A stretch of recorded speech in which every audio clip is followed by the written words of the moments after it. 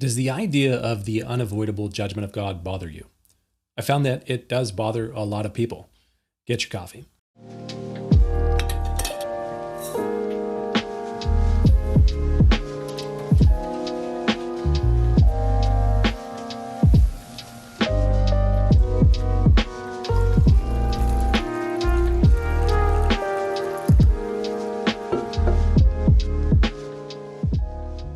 In many of the apocalyptic passages of Scripture, like the book of Isaiah, we are given visions of God's judgment, his inescapable judgment.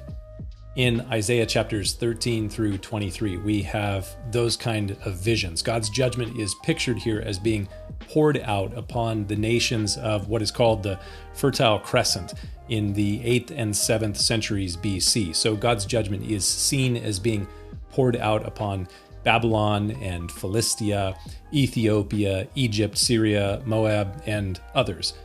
God's judgment in these passages is relentless. We struggle with God's judgment because we don't like the idea of judgment. But in reality, we really can't imagine a world, or we really wouldn't want to imagine a world where there is no judgment. A world where there is no judgment is a world where there is no justice. And we are living in a time where we are insistent that justice is necessary. But again, a justice requires judgment, and true justice requires inescapable judgment. That's exactly what we see in these passages. God's judgment is exacting. It is at times brutal, and it is inescapable. Many times in the prophetic or apocalyptic passages of Scripture, the moment of God's inescapable judgment is referred to as the day of the Lord, or the day of God's wrath, or his vengeance. Speaking of a day of the inescapable vengeance of God, the prophet Amos speaks of the unavoidable nature of it in this way in Amos chapter 5. Woe to you who desire the day of the Lord, for what good is the day of the Lord to you? It'll be darkness and not light. It'll be as though a man fled from a lion and the bear met him, or as though he went into a house and leaned his hand on the wall and a serpent bit him. Is not the day of the Lord darkness and not light? Is it not very dark with no brightness in it? These visions of God's judgment are seen throughout apocalyptic literature in the Bible.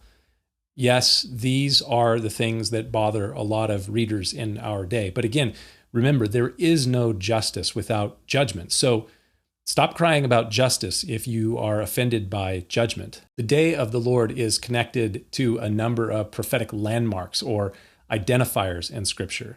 I talked about these things a couple of weeks ago. Just look for my video on prophetic landmarks. I believe it's in Isaiah chapter 13, episode 233. The day of the Lord is a prophetic landmark. It marks a time of God's judgment.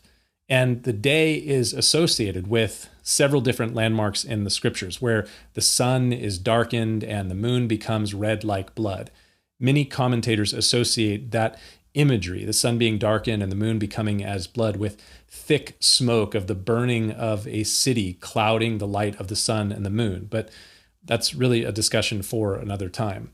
I'm only bringing up these prophetic landmarks again to look at another apocalyptic passage that shows us this unavoidable judgment of God that will come on that day, the day of the Lord's wrath. We see it again in Revelation chapter 6. The Apostle John sees a vision of that day, and he says, I looked when he opened the sixth seal, and behold, there was a great earthquake, and the sun became black as sackcloth of hair, and the moon became like blood, and the stars of heaven fell to the earth, as a fig tree drops its late figs when it is shaken by a mighty wind. And then the sky receded as a scroll when it is rolled up, and every mountain and island was moved out of its place. And the kings of the earth, and the great men, rich men, the commanders, the mighty men, every slave and every free man, they hid themselves in caves and in the rocks of mountains. And they said to the mountains and the rocks, fall on us and hide us from the face of him who sits on the throne and from the wrath of the Lamb. For the great day of his wrath has come, and who will be able to stand? Later in Revelation, John says, in those days, at that time of God's judgment, men will seek death and they will not find it. They will desire to die and death will flee from them. There is no escape from God's judgment. That is the consistent message around the day of God's wrath. And that's what we see about God's wrath upon Moab in Isaiah chapter 15, or his vengeance upon Babylon or Syria or Philistia in the previous chapter, in chapter 14. And here's the thing, all of these heavy visions, they should bother you, like they bother most people. No one in their right mind looks forward to the day of God's inescapable judgment. Everybody should desire to find refuge from it. In Revelation 6, men are pictured as fleeing from the judgment of God and trying to find refuge in caves and under rocks. They seek for an escape by death, but death, it flees from them. God's unrelenting judgment, it pursues them. And just when they think that they have escaped from the pursuing lion of God's judgment, the bear will attack them. And just as they avoid the bear, finding refuge in some dwelling, they put their hand upon the wall, leaning upon it in their despair, and a serpent bites them, because God's judgment is inescapable. It is unrelenting and unavoidable. Kind of. In the Torah, the law of God directed Israel under Moses to provision cities of refuge throughout the ancient land of Israel. These cities of refuge, they were for the person that was guilty of manslaughter. By that person's actions, unintentional as they may have been, a person was dead. They hadn't committed premeditated murder, but they were guilty of manslaughter. And under ancient ways, ancient tradition, capital punishment was the just judgment for such a crime. So the one that had committed manslaughter could be put to death by the kinsman avenger of the one that had died by manslaughter. And so that person who was guilty of manslaughter, the only way that they could live was if they could flee to one of these 6 cities of refuge that were supposed to be positioned within a day's journey throughout anywhere in the land of Israel. And they could remain there in one of the cities of refuge alive, but they would have to remain there. And if they left, then they could be killed by the family member of that person that had died, the avenger who would come and take that person's life who had committed manslaughter. A lot of work and time and national treasure really went into providing this refuge system in Old Testament times. And what is amazing is that, as far as I can tell, there is no narrative in the Old Testament scriptures where these cities of refuge were ever used. That's not to say that they were never used. I'm sure that they were, but there is no story in the Old Testament, nothing in the scriptures showing their use, just the provision of them. So what's the point? It seems like a waste, but not so fast. You see, in the New Testament, we are told that all of those things in the Old Testament, they were written for our instruction and our learning. Those cities of refuge, they were there for a purpose. They point forward to something vitally important. You see, you and me, all of us, we are guilty of manslaughter.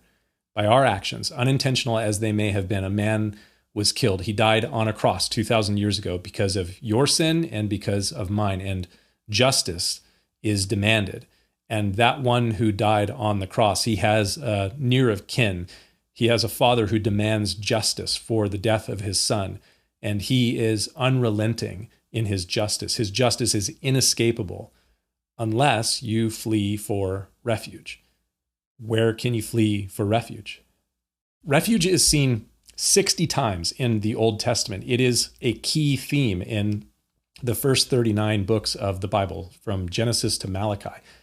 And then this idea, this concept of refuge is all but gone when you come to the New Testament, save for one verse in the book of Hebrews, Hebrews chapter 6, where we read there in Hebrews chapter 6 that we have a strong consolation or comfort, who have fled for refuge to lay hold of the hope that is set before us. This hope we have as an anchor of the soul, both sure and steadfast, and which enters into the presence behind the veil, where the forerunner has entered for us, even Jesus, having become a high priest forever according to the order of Melchizedek. Your only hope of escape from the inescapable and unrelenting and inevitable judgment of God is to be found in Jesus Christ. He is our refuge and our strength. Only in his mercy is there safety from the coming storm of God's wrath. Something to think about.